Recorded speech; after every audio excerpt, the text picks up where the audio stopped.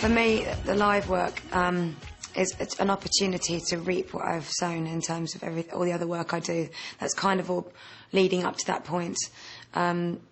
It's basically live music was the first opportunity I had to know how what kind of a singer I wanted to be, and it was the first moment when I was on stage performing my first band. That's when I thought, right, this is what I want to do for a living. If you can't do it when you're young,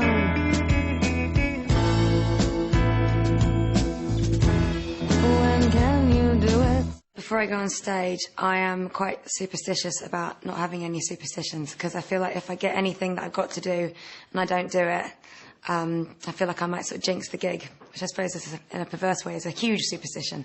And I get really nervous. I think for about the hour and a half before I go on, when I'm doing my makeup and in my dressing room, I get really quiet.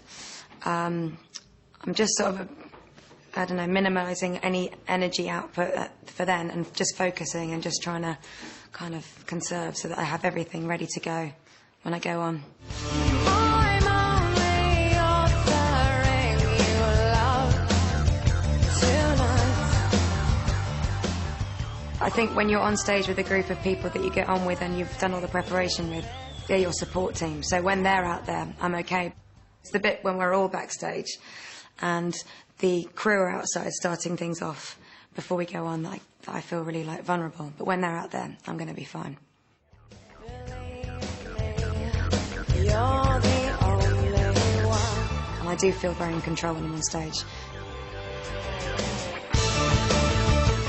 I have definitely borrowed elements of what worked for me when I have been to see gigs, and I have felt excited to set up the drama for the show.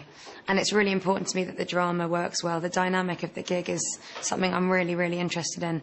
And with the tour, we spent probably like the first 3 or 4 shows just getting the set list right. Once you've got it set, then you know that the audience should be taken on a bit of a journey with you.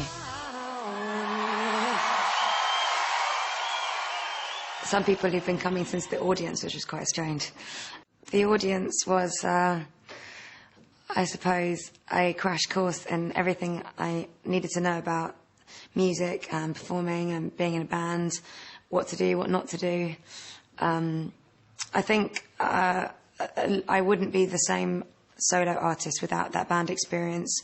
I wouldn't regard live work in the same way. I think for a lot of solo artists, the live thing must be really intimidating, particularly if you do music like me, where it's quite programmed and electro-based. But for me, it was the opposite. I knew that the live thing was going to work. I knew how to take keyboard sounds and program drums to the live thing.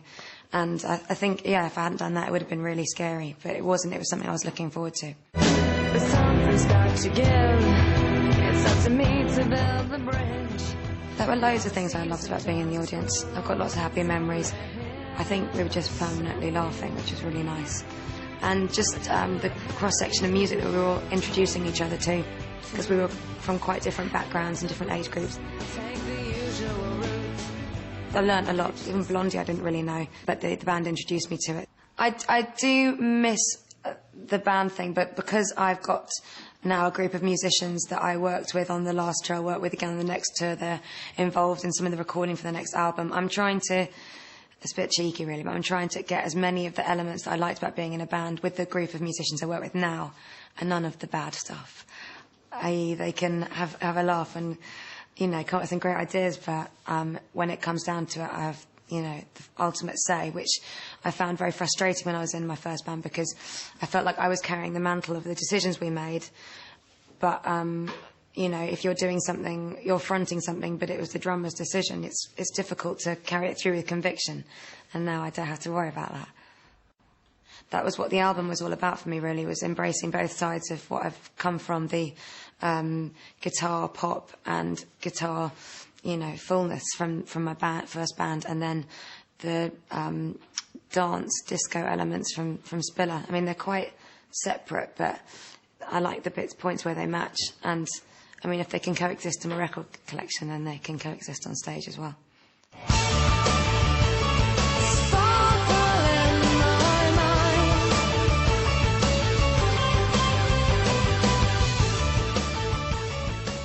I love Sparkle, and I think it really came into its own as the first track.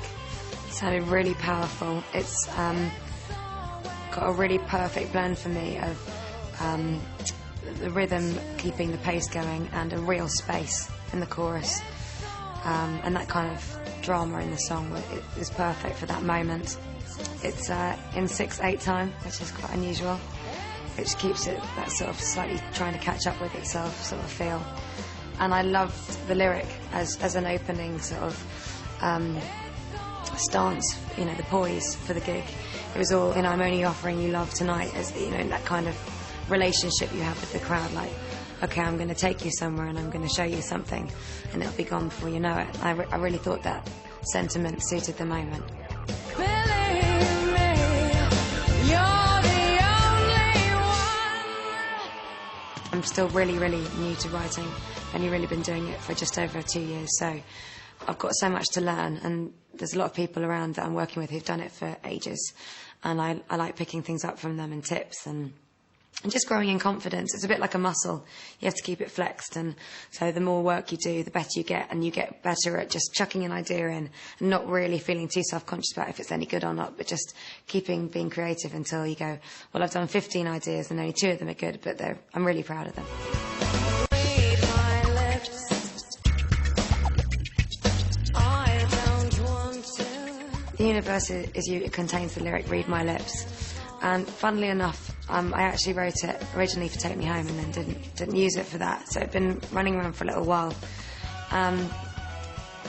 It was almost a coincidence that it's in the track and the album title, because I'm not very keen on picking a song title as an album title, because I think it's almost like favoritism for that track, and I couldn't really sum up the album with one song. I mean, there wasn't one song that summed up everything that the album was about, so I didn't think it would be very representative.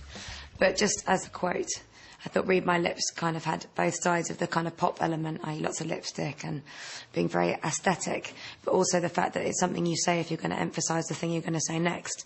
And as a singer who cares about what I'm singing about, it set up that thing of like, read my lips, okay, there's going to be something important coming out of them in a minute.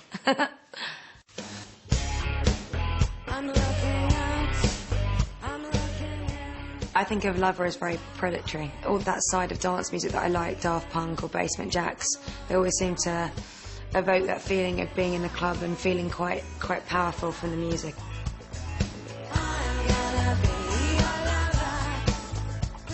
If you've ever got your Walkman on and you feel like you're in your own little world and you feel like you're walking on like, I'm really into my own thing and everybody else is just a sort of player in your world. That Lover is that kind of thing of being really powerful and just fixing on something and feeling really predatory about it. Sunshine, I'll never shake your pride. I really wanted to include an audience song. Pessimist just fit the best. It was the most fun to play. It had the joy about it that the audience had. And I think it also made people understand why the audience and what I do now is not quite as far apart as people think it is. Pessimist was released like 4 or 5 years ago, so it's natural that there'd be a progression. But I think it made people kind of understand, oh, right, okay, I can see the link, I can see where she's coming from.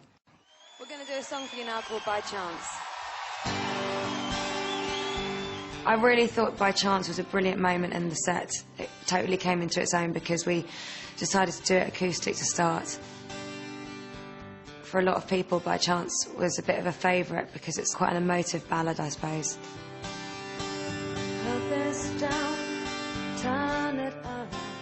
I loved the space that was created with the acoustic thing and just gave me a chance just to bring the intimacy of the song out. It was actually written about a moment where you maybe feel that you've had some kind of disagreement with someone and you don't think of the right things to say at the time, but in the middle of the night when you're thinking back over the events that have gone on, you suddenly think, that's what I should have said, and you know you're never going to say them. So that's what By Chance is about. Love you